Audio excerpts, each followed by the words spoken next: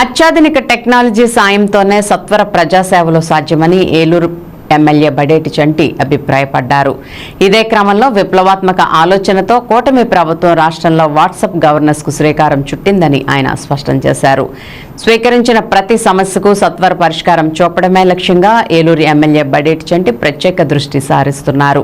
దీంతో అనేక ప్రజా సమస్యలకు మోక్షం లభిస్తోంది. ఇదే క్రమంలో తాజాగా గురువారం ఏలూరులోని ఎమ్మెల్యే క్యాంపు కార్యాలయం ప్రజా వినతులు అందించేందుకు వచ్చిన వారితో కిక్కిరిసింది.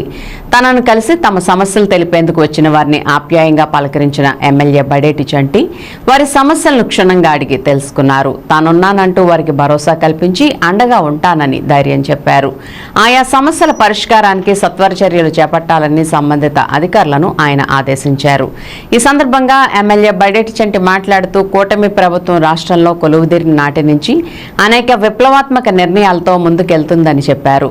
ఇదే క్రమంలో దేశంలోనే తొలిసారిగా రాష్ట్రంలో వాట్సాప్ గవర్నెన్స్ కు శ్రీకారం చుట్టిన ఘనత కూటమి ప్రభుత్వానికే దక్కుతుందని అన్నారు. ముందు చూపుతో ప్రజాహిత ఆలోచనతో మరింత సమర్థతతో రానున్న కాలంలో కూటమి ప్రభుత్వం అభివృద్ధి సంక్షేమ కార్యక్రమాలను విస్తృతంగా అమలు చేయనున్నట్లు ఆయన స్పష్టం చేశారు. ఈ కార్యక్రమంలో ఎమ్మెల్సీ ఎన్నికల ఏలూరు నియోజకవర్గ టీడీపీ పరిశీలకురాలు ఆచంట సునీత, కోఆప్షన్ సభ్యులు చోడే వెంకటరత్నం, ఎస్ఎంఆర్ పెదబాబు, టీడీపీ నగర కార్యదర్శి రెడ్డి నాగరాజు, నాయకులు చల్లా వెంకట సత్యవరప్రసాదరావు, బెల్లంకొండ కిషోర్, అమరావతి అశోక్, బొద్దాని శ్రీనివాస్, మంచం మైబాబు తదితరులు పాల్గొన్నారు.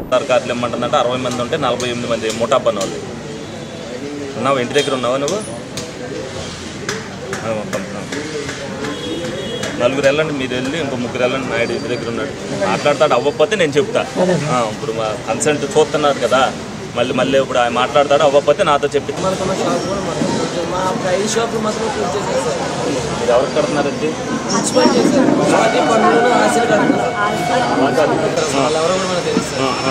అదే షాప్ మాత్రం మా షాప్ లేదు సార్. ఆ షాప్ మా షాప్ లేదు సార్. షాప్ లేదు సార్. హరీశ్వర్ లేదు సార్ షాప్.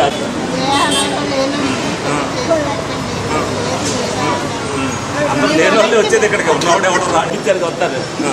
నీదేంటి? చూసారండి, అవన్నీ చూసారండి.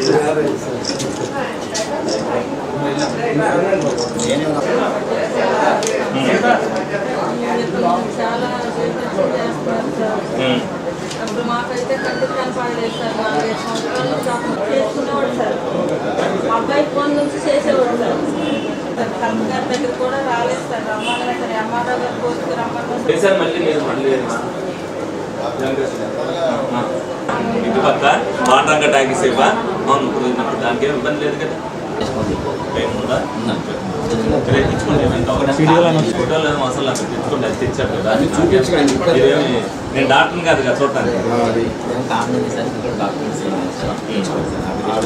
అప్లికేషన్ తేవాలా? గిఫ్ట్ కూడా తేవాలా?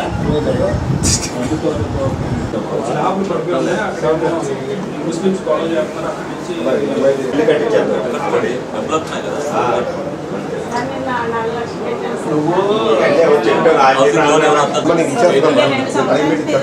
అలా ఏమన్నా అదే ఉంటుంది.